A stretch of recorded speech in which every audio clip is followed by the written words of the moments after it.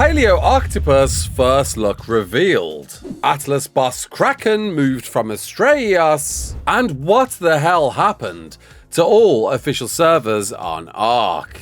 You're right, kids, it's Raasclark and welcome to your regular ARK community news. Before we begin, don't forget to hit that like button, subscribe, share around, and let's get into it. Because, well, order of the day, first thing to talk about, of course, is the pandemonium that has been the last few days of the official network and pretty much almost all unofficial servers corrupting following the release of this Astraias expansion. Of course, we were all treated to a glorious trailer look at what to expect for all of the brand new stuff arriving to the Greek-themed map, and well, shortly after this, as the servers began updating across the entire network, well, you probably have found quite a lot weren't coming back online, and unfortunately, a lot were being reset to day one. The unfortune surrounding all this was everyone's raw reaction was to blame the Astraias update, that somehow this expansion had completely ruined ARK across the board. And well, it turned out it was a much deeper, darker issue than anything related to this map. It turned out through the literal days of Wildcard panicking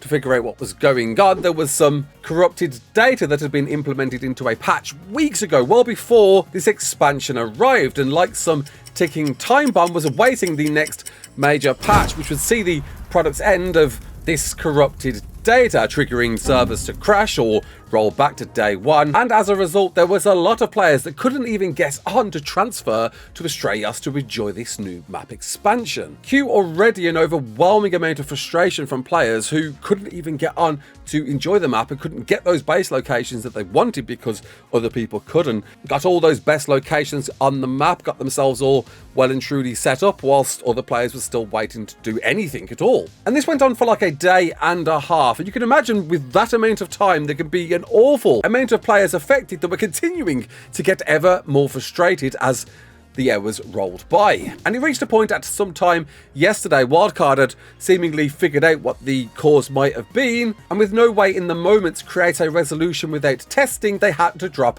every server across the board. The problem following that was that any player actually on and playing saw their servers drop immediately without any warning. Any players that were out running caves, fighting bosses, flying above water, you would see you instantly disconnect to possibly lose you and your gear to whatever in the nether and never know when you're going to be able to get on. Cue even more frustrated players as a result of this. Wildcard went on to explain that they had to take the entire official network down to obviously protect any player progress and prevent further data damage. And you can imagine with every official server down, with the weekend just around the corner, and possibly the longest downtime across the board, players were even more frustrated because they couldn't get onto play to check if their players were okay, if their tribes were okay, if their dinos were okay, to even enjoy this Astraias expansion. And that's overlooking the players that couldn't even get on day one. Cue perhaps the biggest blow up in the ARK official Discord since the Discord's been around, and there was a lot of bad things said, there was a lot of people banned, and ever rising frustration as time ticked by. Wildcard did begin to offer regular updates to explain exactly what they were doing behind the scenes in their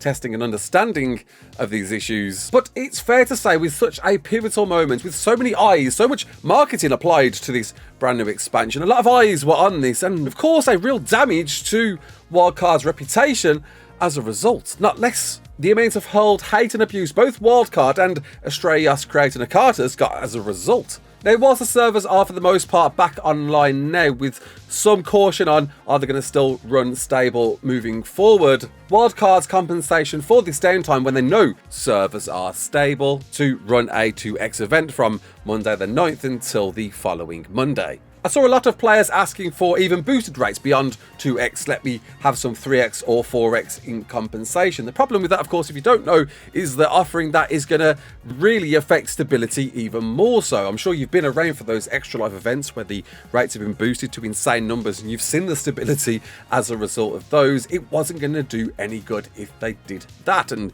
because the servers had just come back up, that's the last thing you want, is your servers to be running even worse when you finally got them back. But honestly, a 2x event for the week, I just don't feel like that might be enough. I think maybe we could throw something else in there that could help that rate. Maybe we can look at those cakes, right? For instance, the anniversary cakes to at least offer some improved boosting without actually affecting the boosted rates. But either way, whatever the compensation for this doesn't excuse the issue that happened. Look, we all make jokes about updates breaking something, and we joke about it because it happens that often. Heck, previous Astraeus expansion updates have had the same issue too, as a result of some form of update, not actually related to the map itself, but the update being sent. I can string off several game-breaking major bugs that we've had as a result of patches. I mean, one for example, remember those tech-based destroying snipers and long shots that you used to be able to do? That was a hairy one there. But the problem is, it just happens a bit too often. If we're cracking jokes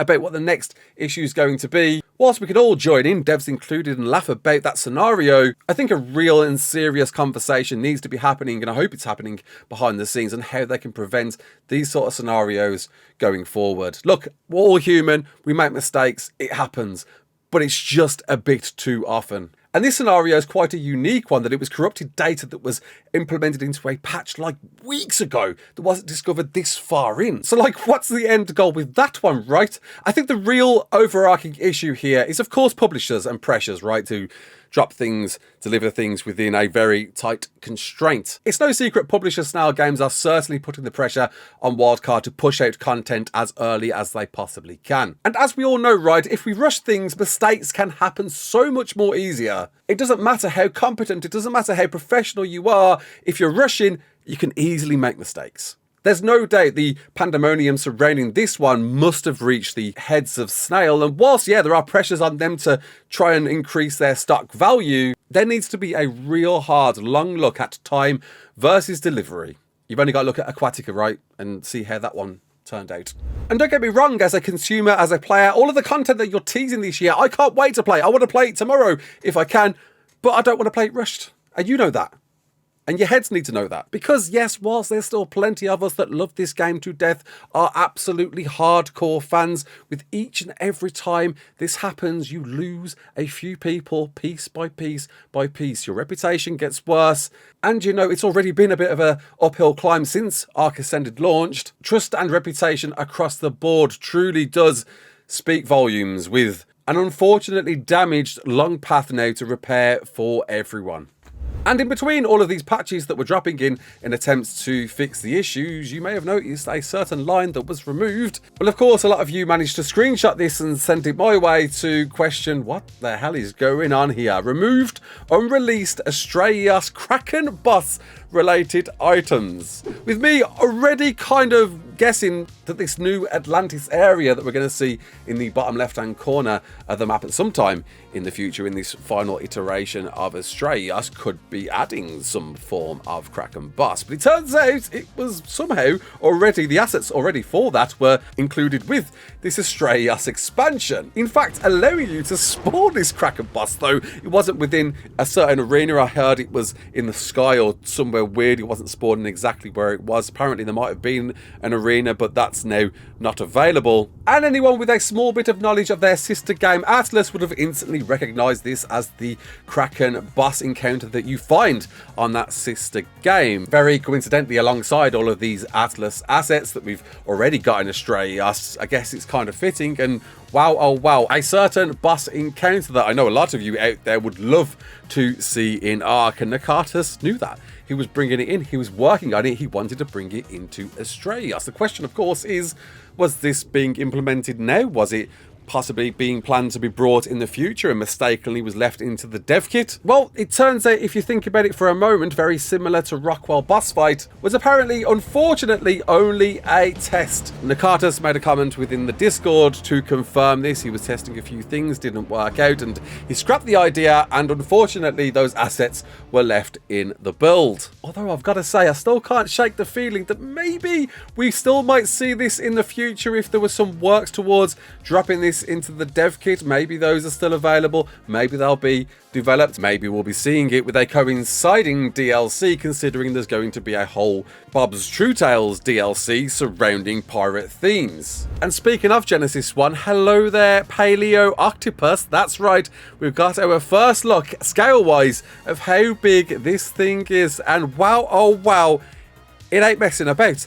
It's a big octopus, dude. Just looking at the thing, I'm already worried on what's going to happen if I even touch one of these. With its 8 sticky, icky tentacles roaming around it, mean, spiky, almost aberrant-like appearance, it's a wonder how on earth we're going to actually be able to mount this thing. Well, Wildcard explained, whilst exploring the wide underwater biomes, you may notice 2 very different moods beneath the waves. Sometimes the calm is shattered by a sudden violent surge, a frantic rush of ink and power that suggests the depths have finally lost their patience. Other times the seabed gains an extra stone, a coral formation, growing a few more branches, and the ocean floor becoming suspiciously still. Disturb it at the wrong moment and survivors will learn quickly that those 8 arms aren't just for show. A very ominous descriptive of what looks like to be a very difficult to code creature. And I wonder, with the absolute arsenal of abilities that were pitched with this community creature submission, what exactly is going to make the cut? And will this be that creature that actually drives players to use the sea and sea creatures more than they ever have before? Looking at you in particular, Shastasaurus, right? And that's your lot. Hopefully your servers are all up and running now. I'm going to be checking on mine in just a moment to make sure it is too. Fingers crossed we are out of the woods with this one, but I do truly mean it. I think Wildcard really need to have a hard look at how they can prevent bugs from patches moving forward. Is your server running? Please do comment below. Let me know. Until the next one, my name is Raasclark. Don't forget to like, share, and subscribe, and as always are.